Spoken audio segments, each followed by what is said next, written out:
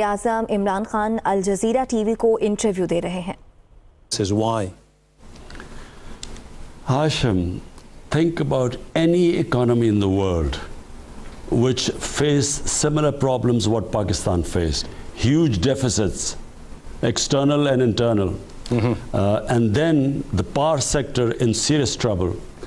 No country can immediately snap its finger and everything, the reforms take place. It's a struggle. Moving the economy, reforming the economy is not an overnight thing. It takes time because, you know, the whole mindset, more incentive structure, and then you have to change the way government works, ease of doing business, incentivizing the right structures, the right sectors. It takes time. But in my opinion, in these 2 years, Pakistan has moved into the right direction. Perfect. I understand your point. But you know, people are very impatient about change. I'll give you an example. The middle class, which saw in you an alternative, is the one which is massively affected by the situation now. GDP is shrinking. Inflation is spiking to the point where a kilogram of sugar now has spiked from something like 53 rupees to 85 rupees. I'm talking replicated across all the other basic commodities. These people cannot wait longer to see their living conditions improved. Hashim, unfortunately, you know, in the dream world, in fairy tales, there are these quick solutions. You have a magic wand and a society changes. In real life, when you want to pick your country up and change direction, it's a struggle. I do not want my country to always keep borrowing for its existence. Pakistan has to change the structure of raising your revenues. It takes reforms. And then cutting down your expenditure, what we've done. Corruption is one of the biggest killers in the society. Today, there is no mega corruption scandal in Pakistan because at the top level we've controlled it. Problem is still we have corruption low down the levels, which is again going to be a struggle. We need to take a lot of steps eventually to control corruption at all levels. But it's a struggle. It's not going to happen quickly. And so reason why we have not been able to clamp down on corruption is because those who come into power and make money, using the power to make money, have never been held accountable.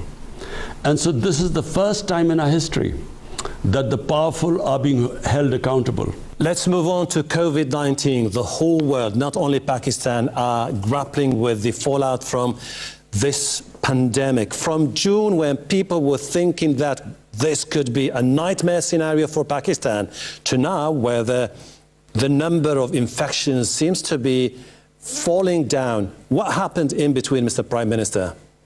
In Pakistan, we made probably the best decision, very difficult decision. We decided not to have this sort of lockdown that was in Europe or that was in Wuhan in China.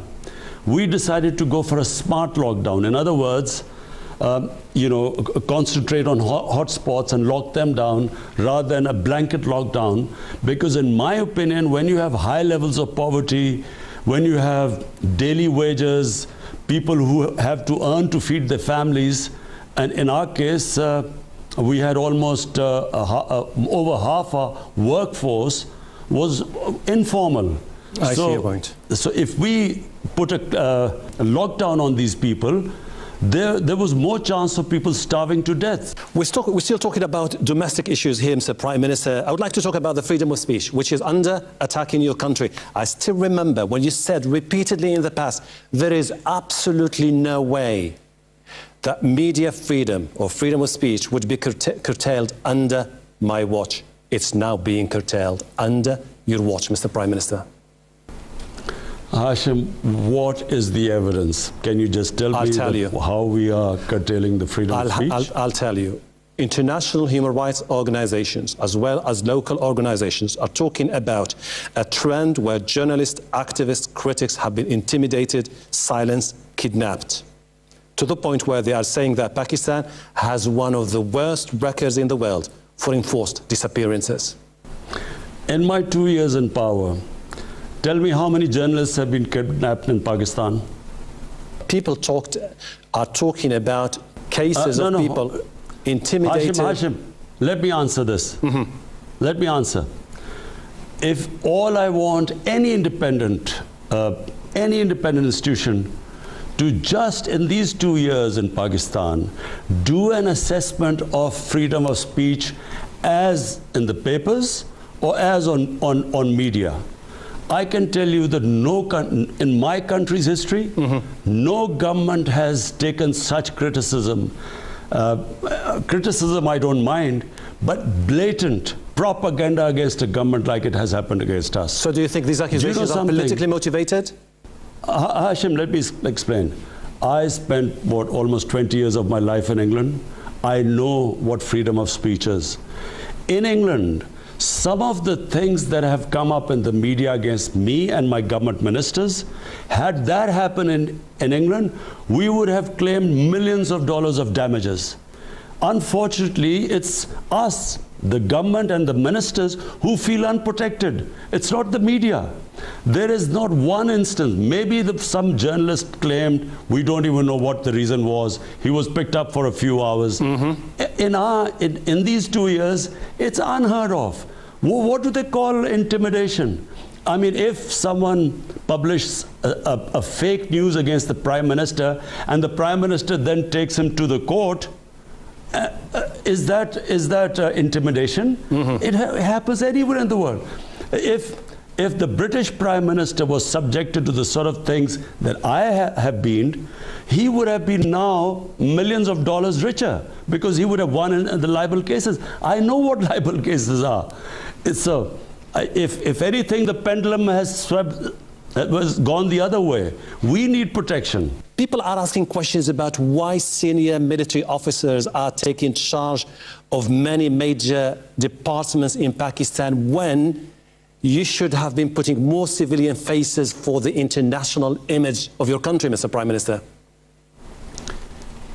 What international image? This is a democratic government. We won an election. We challenge anyone to question the election.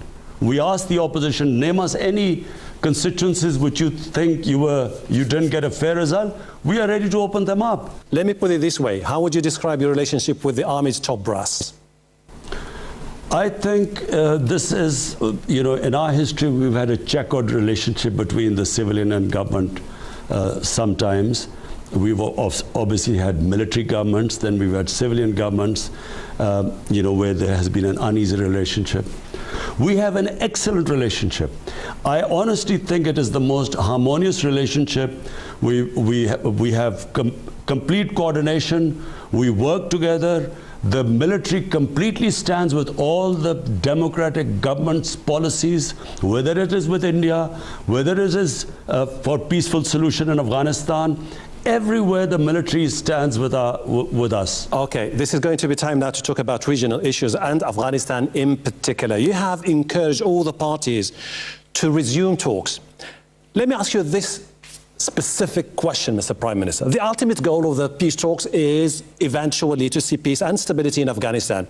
Do you think that the best formula would be a power sharing between the government in Afghanistan and the Taliban?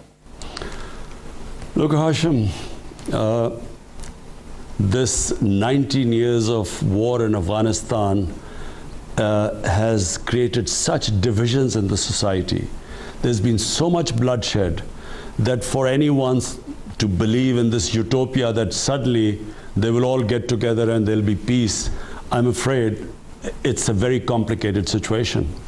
But given the complicated situation, and by the way, I was the one who kept saying that there was never going to be a military solution, that there should be a political solution. Had they listened to me earlier, we probably would have had less complications. The longer this war went, the more the rivalries, the hatred, the divisions, and the more difficult it is to actually sit down together with all the antagonists. But this is the nearest we have got to peace in Afghanistan and a political solution. But then what's the end game from a Pakistani perspective? What is the end game here from a Pakistani perspective? Would you enjoy or welcome the idea of a power-sharing agreement where the Taliban, along with the political establishment now in Kabul, come together and form a national unity government? Are you in favor of that formula? Yes or no, Mr. Prime Minister? Hashim, whatever the Afghans think is good for them is good for us. Okay. Whatever influence we could use, I honestly think we've tried our best to somehow get the Taliban and Afghanistan government sit on one table. And, you know, this is a miracle that it is actually happening. We pray that this happens. We realize that they are spoilers. I'm afraid there's certainly one country, India, which does not want it to happen. And this is exactly what I wanted to ask you. You have been always skeptical. I'm talking about the Pakistani established political elite. They have always been skeptical of the post-Taliban governments based in Kabul. Is it because you feel like they are leaning more towards India? Or that India could take advantage of the situation to create new political realignment? Well, look, if you were Pakistan, you have a neighbor 7 times bigger than you, and then it starts meddling in the affair of a government which it has no boundaries with. India has no boundary with Afghanistan, but Pakistan has a huge boundary with Afghanistan, and all our relationship with Afghanistan, even before Pakistan came into being, are centuries old. Now, when India starts interfering there, unfortunately, our security forces, our security apparatus gets worried. It's natural. It would happen to any other country. But we have decided, we in Pakistan have decided, we don't care what India does there, but whatever is good for Afghanistan is good for us. We feel that peace in Afghanistan, after Afghanistan, the other country which has a stake in peace in Afghanistan is Pakistan. Because instability there creates instability on the border regions, what was our former tribal areas, and that affects the whole of our country. You've been saying basically that you are always open to dialogue with the Indians to end the issues that you've been having with it for many, many decades, particularly the issue of Jammu and Kashmir.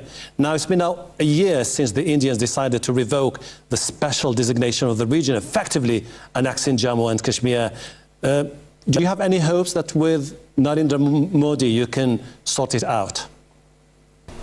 Hashim, look, let me just make it clear. I do not believe in military solutions. I have never believed in military solutions. The moment I became the Prime Minister, I extended a hand of friendship to India.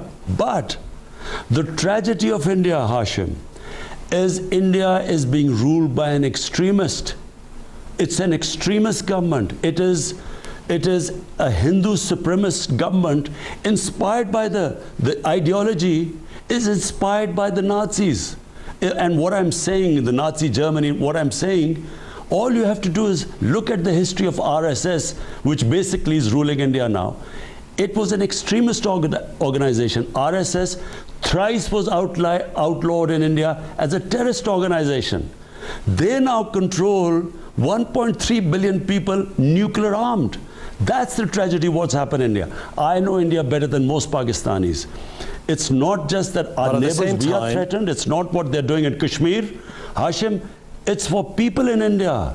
The sensible, the normal people in India. It's a tragedy for them what is happening there. But don't you see that Pakistan itself should understand that they cannot continue as a country to see themselves as the victim forever? And just I'll give you a hint here. You've been trying to rally international support. The United Nations Security Council met 3 times about Kashmir.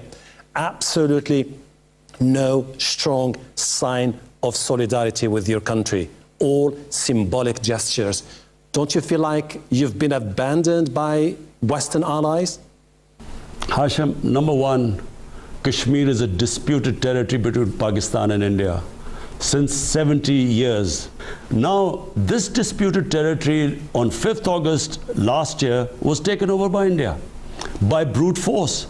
8 million people in Kashmir in an open prison and 800,000 Indian troops in the valley who are now oppressing them. Now, we have knocked all doors and we will keep doing so. We went to I spoke in the United Nations Security Council. I've spoken to the heads of states. This is an extreme injustice, not just for people of Kashmir. If this escalates, and if this breaks up into conflict between Pakistan and India, this has implications for the rest of the world. That's why it's serious. But why the world is not saying anything right now? This is the problem. Because, Hashim, listen, Hashim, let me make it clear. No, Hashim, let me make it clear. Sure. The reason why the world or certain parts of the world are not responding, because unfortunately, countries worry about their commercial interest. They look upon India as a huge market. And so they are willing to ignore this huge travesty of justice that is taking place there. It doesn't mean that we will sit down quietly and accept this. We will keep trying. I understand your anger and understand your frustration. Is it the reason why your foreign minister delivered an unprecedented sharp rebuke of the Organization of the Islamic Countries about Kashmir in particular, to the point where the Saudis were really, really angry about what your foreign minister said? Hashim, first of all, it's not frustration. I believe that countries struggle. Yes, we wanted OIC to take a more front role in this whole thing. Yes, we did. But let me make it clear. Saudi Arabia will always be a friend of Pakistan. But yes, we want OIC to take a bigger role in this whole thing. You've been definitely following the news recently, and you've seen the declaration of normalization of ties between the United Arab Emirates and Israel, which the Americans said is a breakthrough in the region, and they're looking forward to see many Arab and Muslim nations follow through. What's your take as Prime Minister of Pakistan? Any one-sided settlement which is going to be imposed on the Palestinians is not going to work, because the issue will never get resolved. And you know, Israel is in a very strong position right now, probably the strongest it's ever been. It's backed by the United States. But Israel too must recognize this, that if they do not allow Palestinians to have a just settlement, a viable state, this issue is not going to die down. Even if some countries recognize Israel, it's not going to die down. It will just keep festering. It's in Israel's interest that there should be a just settlement. China, where does the economic corridor stand now? We're talking about an unprecedented mammoth project estimated at something like $62 billion. Many are hoping this is something that could change the face of your country. You've been skeptical about some aspects of it. You wanted to renegotiate some aspects of the deal with the Chinese. Has that been reworked with the Chinese counterpart? I don't know whether you come up with these ideas about not being happy or trying to renegotiate. We have China. You said that yourself You said that yourself when you were campaigning 2 years ago about the economic corridor, and that you want. Not true. Not true. This is not true. Look, our relationship with China is better than ever before. For us, the way we look at it from Pakistan, our economic future is now linked to China. China is growing at a faster pace than probably any other country. And Pakistan, can really benefit from the way China has developed, the way it has lifted people out of poverty. When you say China is our future, are you hinting that you are resetting ties with the United States of America, which has been your ally in the 80s and the 90s, and which has always been critical of the deal with China, saying that it could just put you in a debt trap? Why does it have to be either or? Pakistan doesn't have to be any camp. Every country looks to its own interests. What is best for people of Pakistan? Why can't we have good relationship with everyone? We probably have the best relationship with the United States right now because we are partners in peace in Afghanistan. We did not have such a good relationship a few years back.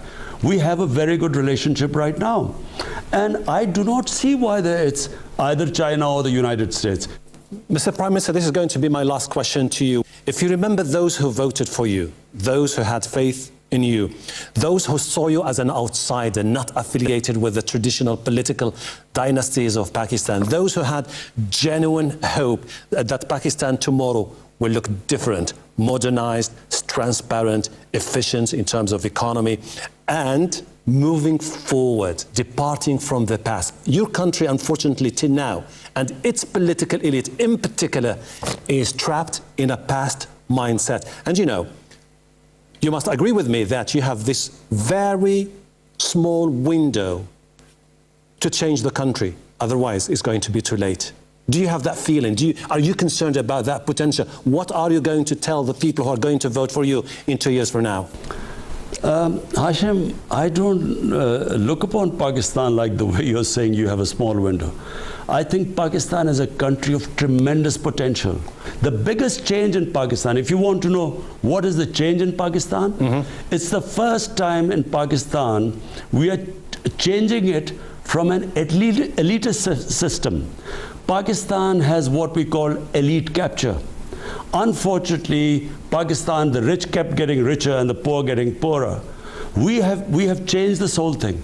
All our policies, whether it is the construction policy, whether it is the education policy, all our economic policies are aimed at raising people out of poverty. The difference between Pakistan of now and before, our main concentration are the people of Pakistan. Policies aimed at giving them justice, giving them education, a health system. First time we've got health insurance in Pakistan, so that the poor people have health insurance, they can not worry about the cost of treatment. These are new changes in Pakistan. One education system, core syllabus, which from